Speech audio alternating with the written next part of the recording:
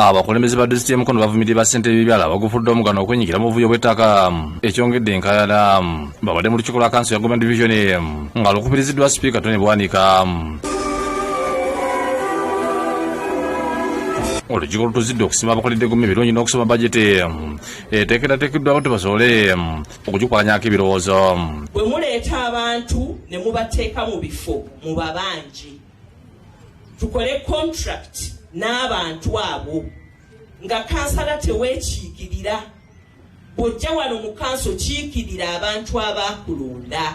Alalisi w'Emukono Ajeti Fatuma Ndisaba yeegatiddwako alalisi w'ekibuga eky'Emukono Ronda Kagaga ne bategeeza nti obuvuyo bw'ettaka Emukono bweyongere kyokka nga kiviira ddala wansi ku basente b'ebyalo abateeka emikono ku ttaka eritundibwa.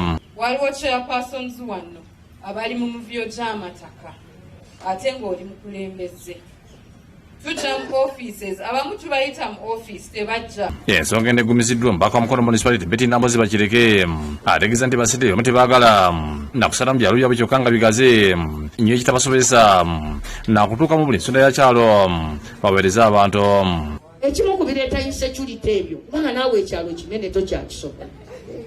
Ate ekivaamu nyabaala DC waliwo basente babamu nga ne executive eyiye gye yeerondera gyagobako gwatayagadde ekifo ky'okutula nga sekuritale taliiwo mugobe bugobi teekako omulala obuyinza bubwo.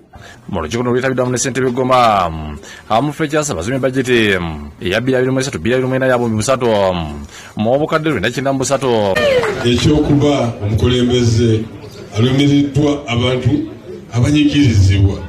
Mukama akwongera omukisa. Download the app on App Store or Google Play Store now. Vision Digital Experience, the future of media.